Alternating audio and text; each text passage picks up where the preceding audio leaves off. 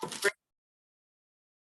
evening. This is the Torah on Parshat Teruma. This Parsha, on the surface, looks like a quite technical Parsha. However, if one looks at it below the surface point, there is actually quite many deep things going. The Parsha begins with the following verses. And Hashem spoke to Moshe, saying, speak to the children of Israel and let them take from me a portion from every man whose heart motivates him. You shall take my portion. Then goes through a whole bunch of materials they're supposed to contribute: gold, silver, copper, different colors of linen, wool, animal skins, wood, all kinds of things, and jewels, and stuff for the incense that's going to be used in the Mishkan. Now, the best translation of Mishkan would be a sanctuary, and this was to be a sanctuary of Hashem. The Parsha then goes on to say, "She'asu limigdash shigati betochem," so that I shall dwell among them. Kol asher ani mera otacha. Haukaniya Hamishkan et Tabena Kol Kalev and Kenavsu, and that I should show you the form of the tabernacle and the form of it, and so you should do. Now, first of all, why a few questions come up? Why was a Mishkan needed in the first place? Because Hashem wanted to have a dwelling place among the Jewish people. That being the case, why didn't Hashem just command it? The Jewish people have been rescued by him from Egypt. They saved them at the Yam Suf in Parshat Peshalach. Hashem gave the Aseros of Dibros at Mar Sinai, the Ten Commandments, and in a couple of weeks, Parshas are going to actually give the 2 tablets of the Ten Commandments. And the Jewish people could have simply been commanded. And the reason it wasn't, as is explained, is that just like God provided many things for his people, now he wanted his people to be equal partners and provide something for him. Not that he needed it, but because he wanted them to be partners with him. Now, why a sanctuary in the first place? There's 2 main streams of thought on this. One is that the Jewish people were going to sin with this Egel Zahav, the golden calf, and this was being a method of them being able to do tshuva and obtain forgiveness for what they did, and also give them more of a focal point, being able to feel Hashem's presence more. The other explanation is it was, and they're both true to a certain extent, it was the capping of the crowning achievement of the Jewish people altogether, of Hashem altogether for the Jewish people. Because looking back, Hashem started by the creation of the universe, and he did that with 10 sayings, 10 expressions, 10 mimras. And then Hashem,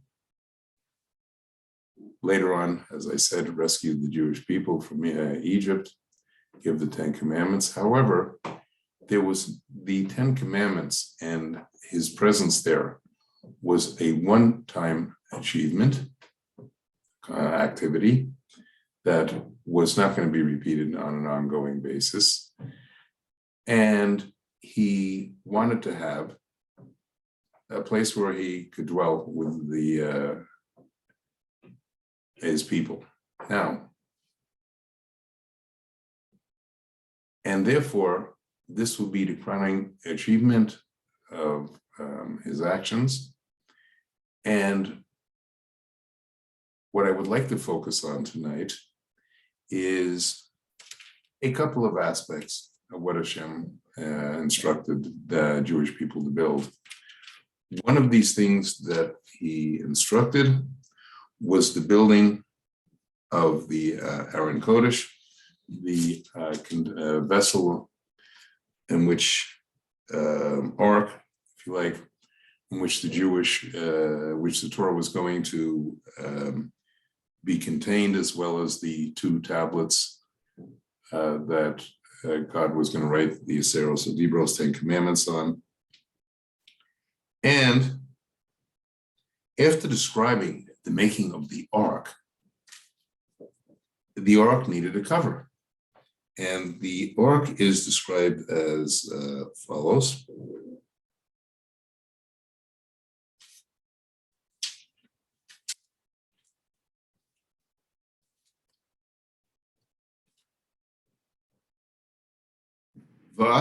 Vasita Kaporet Zahav Tahor Atayim Vaketzi Arucha Ama Vaketzi Barachava, and you should make a cover of pure gold, 2.5 cubits its length and 1.5 cubits under, and you shall make Asita Shnai Kuruvim Zahav Bekashet Ta'asa Otam Mishnei Katsos HaKaparas Tafras, and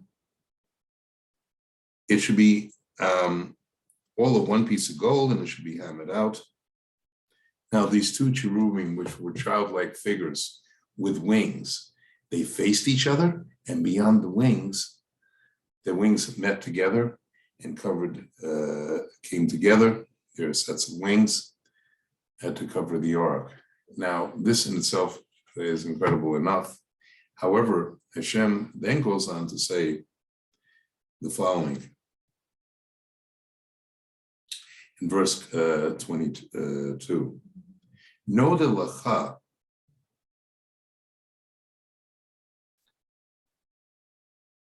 Sham Vivrate Itacha Ma'al HaKaporet Mebain Shnei Keruvim Asher Al Aaron Edis Kol Asher Siva Otsak Al Bnei Israel. It is there that I will set my meetings with you, and I shall speak with you from atop the cover, from between the 2 chambers that are on the ark of the testimonial tablets. 2 cherubim. Everything that I shall command you to the children of Israel. Now, the concept of Hashem, its presence being in one place, Hashem is infinite. He created not only our physical world, physical universe, which appears to be infinite in size. One looks out at the universe. He also provides the two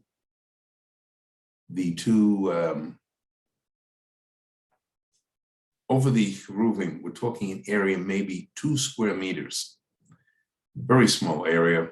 Yet Hashem's presence is there. One of the reasons he did it was to teach a very important lesson. When Moshe was on mountain with him, Har Sinai, for 40 days and 40 nights, Hashem showed him the design of the Mishkan, and that he would be appearing above the 2 cherubs, and that he would, despite that small space, Hashem would condense himself to that space. That does not mean it was the only place he existed, but he was going to be transmitting the commands to Moshe Rabbeinu. How? The sanctuary was divided into 2 parts. There was the northern part where the ark was contained and nobody entered except Aaron, the priest, 1 day a year, which was the day of Yom Kippur, the Day of Atonement, to seek forgiveness for Hashem's people. Hashem, however, told Moshe the same God can created the whole universe, has the capability of condensing himself down to a very small size, and a voice was over the Mishkan, was over the two cherubs, and then was miraculously transmitted to Moshe in the outer part of the sanctuary. Now,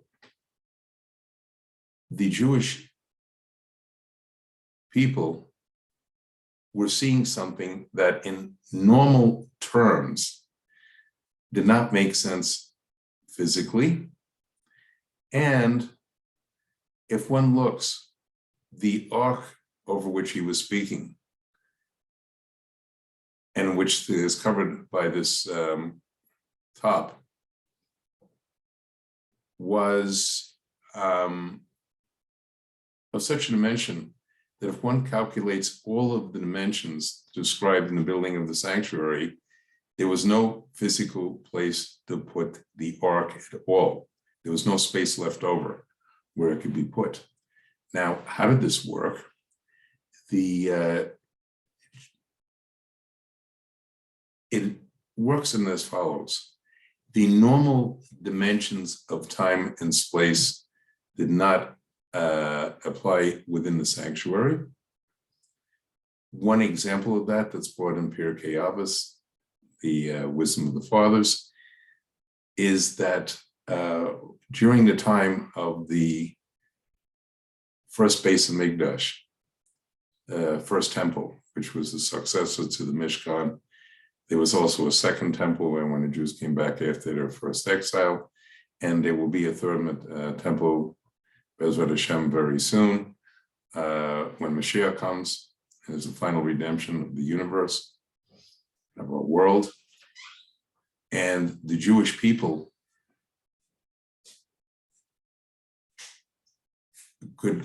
came on a Day of Atonement to pray in the temple. And when they were standing, there was barely, as they say, standing room only. It was extremely crowded. Yet when they bowed down, they had a lot of space. And there are many, many other miracles that occurred both with the Mishkan and with the later two temples. Now, that is one verse I would like to discuss. The second one I would like to discuss is the description of the temple, of the tabernacle, the sanctuary. They talk about building the planks for the temple, the tabernacle, for the Mishkan, and something is interesting. They go into great detail, painstaking detail, on what the north part's going to look like, which is the smaller part of the temple, the Mishkan. And they're also going to be talking about the wider part outside what's called the Holy of Holies, the Kodesh Kodeshim. And they talk about in terms of directions, what's going to be on the south wall, the west wall, the east wall, the north wall. And to look at it, why all this emphasis? And even on a basic level, it talks about it's comparable to the different parts of the land of Israel, north, south, east, and west. And the western part is referred to as the Yam, that wall, the western wall of the sanctuary. Why? Because the Yam, on a slightly deeper level, represents the sea, which is full of water, and the Torah is compared to water, because just like the sea is huge and almost, from our human perspectives, almost infinite in size, so too the Torah is infinite. There is always more to explore in it, both the written and the oral Torahs. And that's on that level. Now, if one looks deeper, the four walls represent a different avot. fathers. The east wall represents Abraham. The south wall represents Yitzchak, his son.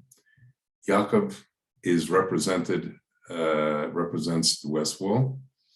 And the north wall, the northern part, which includes both the outer side and the northern part, again, is where the ark and where Shem actually presence dwells, represents David Melech, King David, whose descendant, Mashiach ben David, will be Hashem's person chosen to bring the ultimate redemption, the Zman of Mashiach, when there will be complete peace and brotherhood.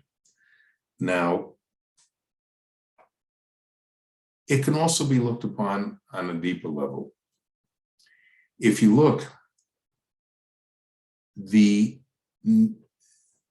attributes of Hashem, what are called the 10 spheros, the 10 qualities of Hashem, are represented also in the structure of the Mishkan, the sanctuary.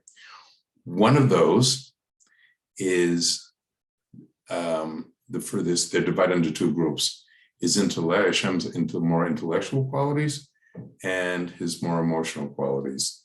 In the inner part of the sanctuary, the three top ones, Keta, which means crown, Chachma, and wisdom, and Bina, knowledge, are in there. They're more hidden than the other seven.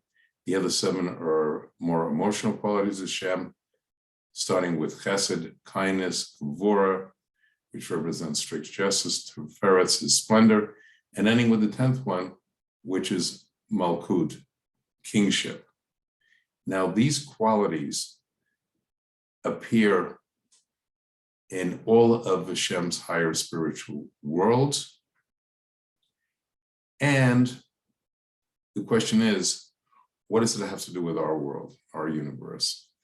There's another meaning. These 10 qualities not only represent his spiritual qualities in the higher worlds, they're also understood as what's called the 10 mimers, the 10 sayings with which God created the universe, starting with Bereshit bara Elokim et hashamayim va'aretz, God in the beginning of his creation of the universe, and ending with let us make man and woman. And therefore, the sanctuary represents